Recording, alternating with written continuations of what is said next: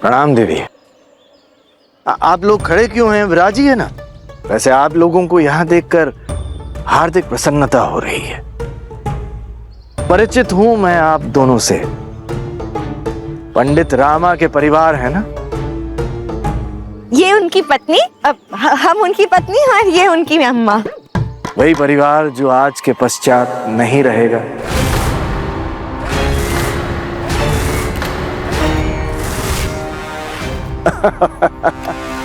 हमारे कहने का अर्थ है कि आज यहाँ इस महाभोज में आकर आप दोनों ने बहुत अच्छा किया।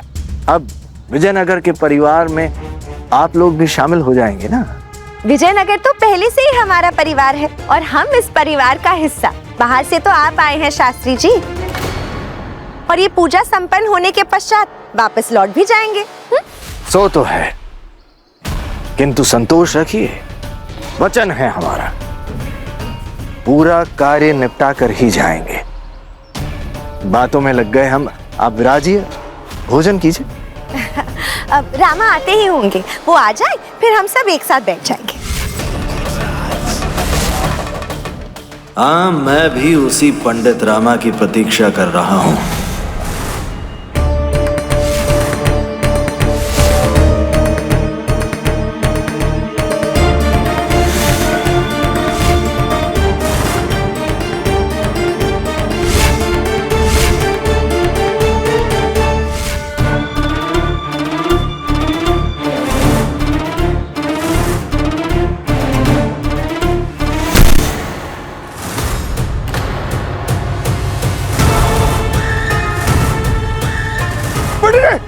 देखिए पंडित जी, कुछ लग गया। पंडित जी,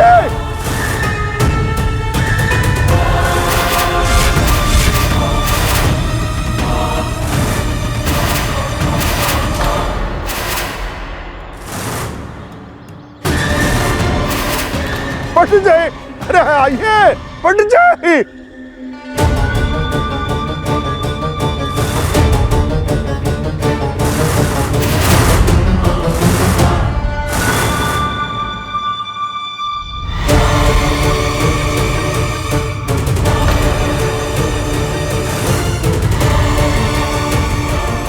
वसंत वसंत वसंत अंत।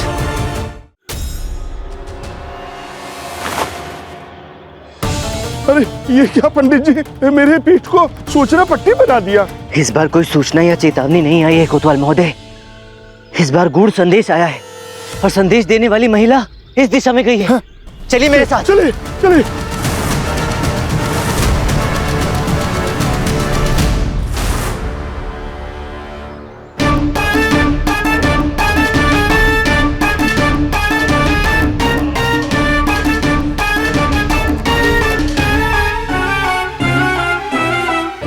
रुक जाइए कोतवाल महोदय। अरे पंडित जी, यहाँ क्यों बैठ गए? चलिए उस दिशा में चलते हैं, हम उसे पकड़ सकते हैं। नहीं। क्यों? अरे उसको पकड़ लिया तो वो हमें वास्तविक अपराधी तक पहुंचा सकती है। नहीं पहुंचा सकती, क्योंकि अब तक जितनी भी चेतावनियां हमें मिली हैं सभी बहुत गुप्त रूप से और अज्ञात परिस्थितियों में मिली है कोतवाल महोदय।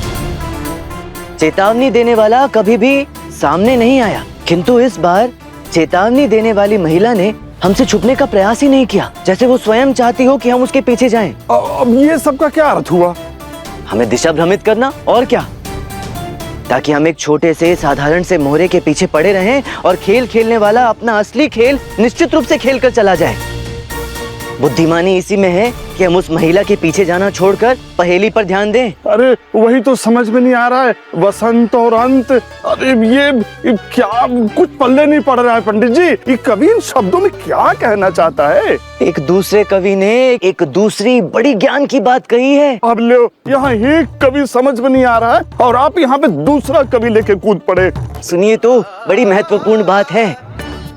मन बेचैन तो ना सजे भूषण, ना जमे दुशाला, और खाली पेट ना सूझे सुमिरन, ना जपी जाए प्रभु माला। बहुत भूख लगी है कोतवाल महोदय, खाली पेट को सूझ ही नहीं रहा। अरे तो इसको सीधे शब्दों में भी तो कहा जा सकता था, इतने पेचीदे भाव से कहने की क्या आवश्यकता थी? भूख लगी है ना आपको? हाँ। अरे तो चलिए ना, यही यज्ञ स्थल है, वहीं पे जल प्रसाद ग्रहण करके आ जाते हैं। वहाँ? हाँ हाँ चलिए, अरे आइए आइए। अम्मा, लगता है रामा आएंगे नहीं। हमारे विचार में हमें प्रसाद ग्रहण कर लेना चाहिए। बच्चे बेचारे भूख के मारे एकदम निढाल हो गए हैं। बच्चों चल।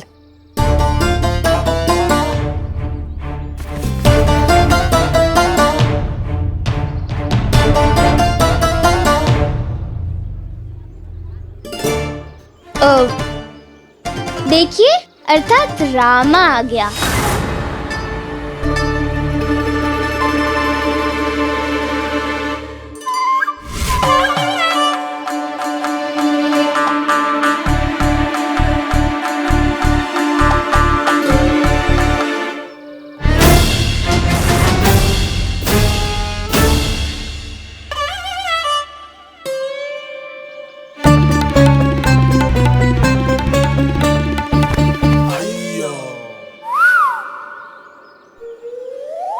प्रणाम पंडित रामकृष्ण जी। प्रणाम प्रणाम। गुरुवर कहीं दिखाई नहीं दे रहे। गुरुजी तो कल की मुकुट पूजा की तैयारी में व्यस्त होंगे ना। अगर हम उनके सामने आते तो हमसे ना गधा मजदूरी करवाते, इसीलिए तो हम यहाँ पे आके बैठ गए, ताकि हम उनकी नजरों से ओझल रहे। अधिक प्रसन्न होने की आवश्यकता नहीं है शिष्यों, मुझे पूर्ण विश्वास है वो यहीं कहीं होंगे।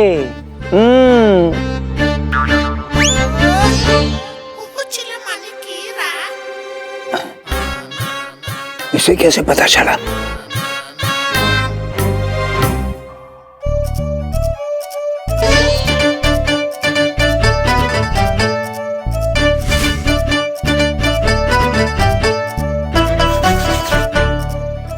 आज पूरा परिवार एक साथ बैठकर एक साथ भोजन करेगा। बस एक और दिन। जी कल का दिन अंतिम दिन है ना यज्ञ का। फिर मेरी मनोकामना पूरी हो जाएगी और इस पूरे प्रकरण पर पूर्ण विराम लग जाएगा। उसके पश्चात उस गज प्रतिमा को लेकर आपको चिंता करने की आवश्यकता नहीं होगी। बिल्कुल सही कहा, हमें चिंता करने की क्या आवश्यकता। माँ है ना, माँ करेंगी चिंता। माँ ने हर बार हर विपत्ति हर कठिनाई से उबारा है, मार्गदर्शन किया है, तो सब देख सकती हैं। उनकी दृष्टि से क्या छुपा हुआ है, आगे भी वही मार्ग दिखाएंगी। जय माँ काली। अवश्य। तुम्हें क्या हुआ, खा क्यों नहीं रहे? खाओ।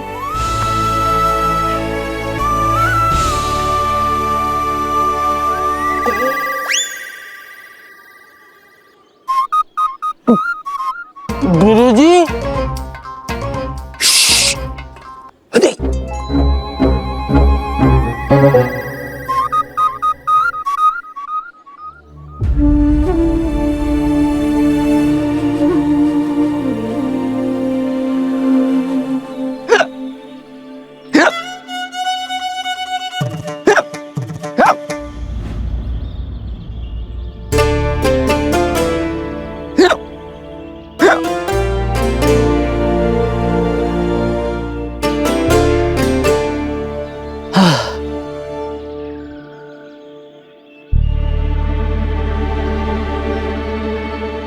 धन्यवाद। सुनो, इधर मेरी तरफ देखो। क्या बात है, वो कौन सी बात है जो इतने दिनों से कहना चाह रही हो किंतु कह नहीं पा रही हो?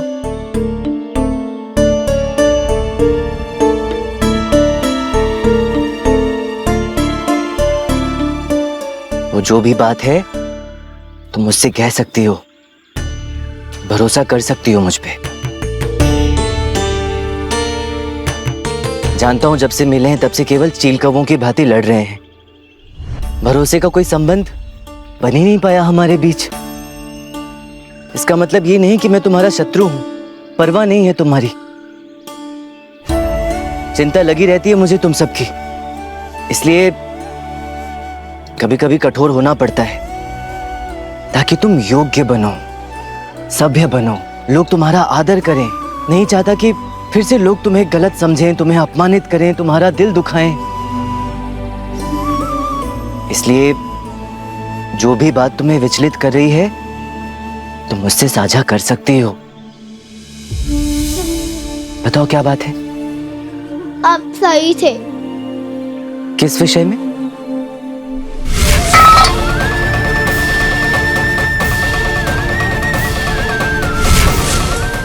आज मैं तुम सबके मुख पर वही भय देख रहा हूं जो कभी स्वयं के भीतर अनुभव किया था। चलो आज तुम सबको एक ऐसे स्थान पर लेकर चलता हूं जहां मेरा भय स्वयं भयभीत होकर भाग गया था। आओ मेरे साथ, आओ।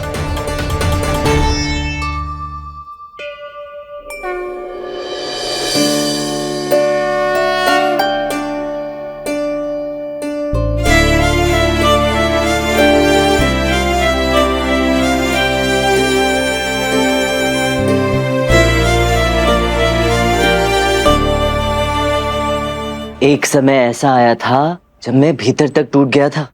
2 वर्षों तक ऐसे ही भयभीत, दिशाहीन, निरर्थक भटकता रहा। समझ ही नहीं आ रहा था कि क्या करूं, कैसे स्वयं को निर्दोष सिद्ध करूं।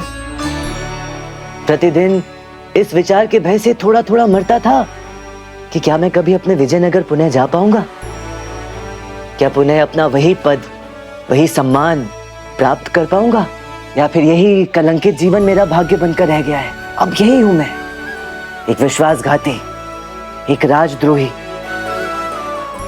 और फिर मैं मां के चरणों में पहुंचा और फिर पता है क्या हुआ? मेरे सारे भय क्षण भर में दुम दबाकर भाग गए।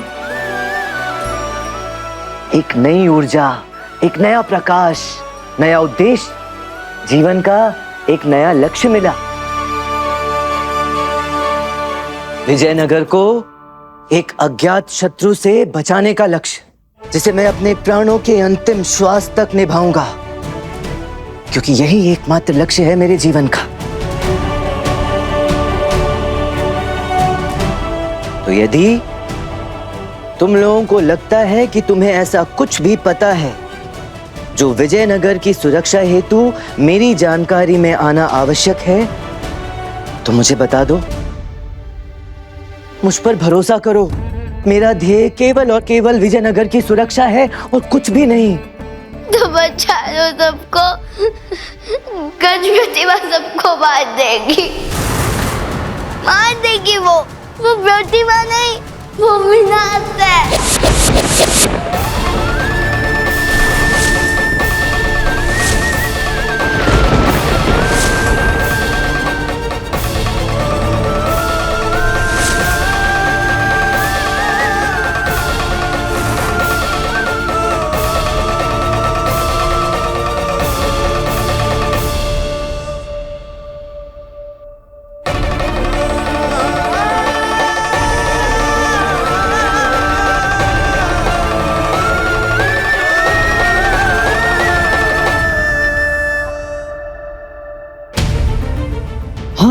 बचा लो सबके प्राण उस घातक रसायन से जिसके कारण मैंने अपने माता पिता को खोया है।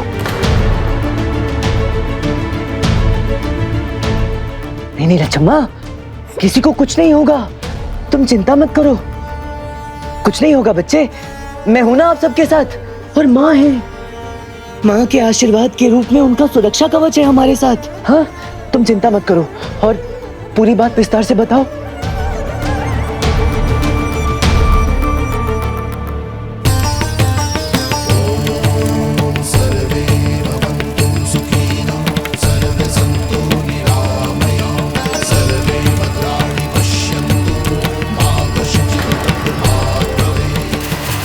आकाश से बना वायु, वायु से अग्नि और अग्नि से जल, जिससे बनी धरती, उसके बरसने के लिए ये है हवन, जो संपूर्ण होते ही बनेगा विनाश का कारण।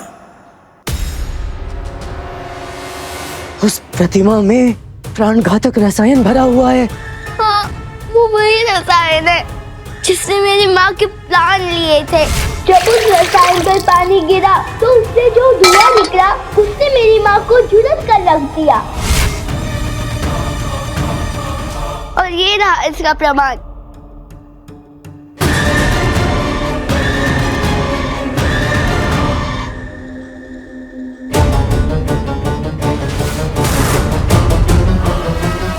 आपके आसपास ऐसी दुर्गंध नहीं आ रही जैसे ना जाने कितनी मूलियां और मछलियां सड़ गई हो? मेरा ये प्रतिशोध इस काल की सबसे भयानक चित्कार होगा।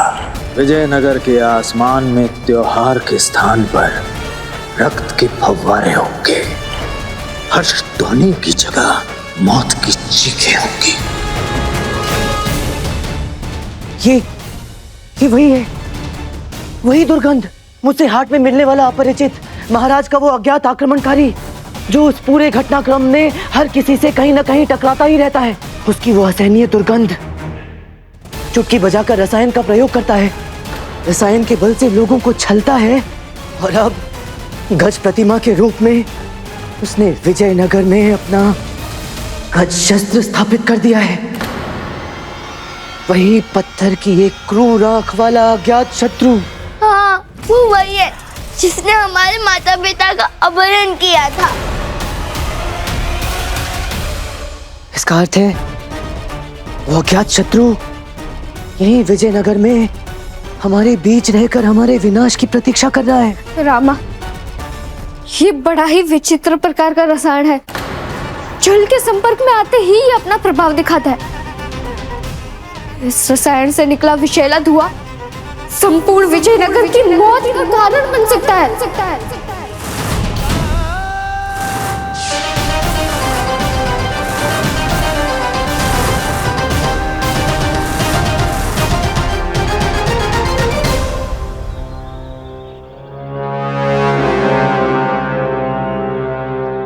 तुम लोग यहीं रुको।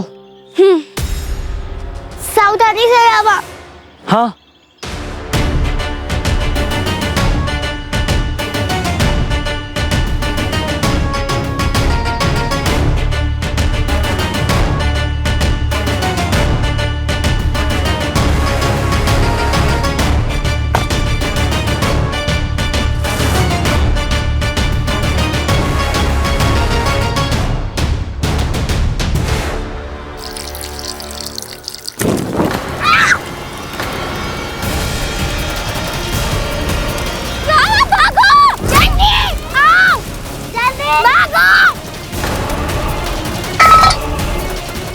चलो भागो, चलो भागो। इधर रुक जाओ।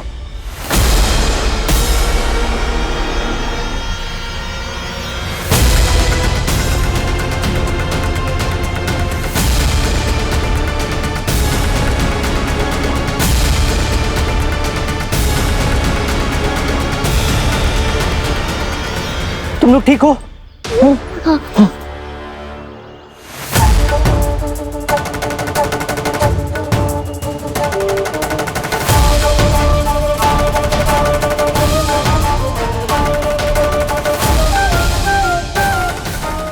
मां, एक छोटा सा टुकड़ा इतना उत्पात मचा सकता है, तो जब वो गज प्रतिमा जल के संपर्क में आएगी तब कैसा प्रलय मचेगा, इसकी तो कल्पना भी नहीं की जा सकती। बस महाराज, 108 आहुतियां शेष हैं। उसके पश्चात विजयनगर पर मंडरा रहे सभी दुष्ट ग्रह टल जाएंगे और आपकी, हमारी, हम सबकी मनोकामनाएं पूरी हो जाएंगी।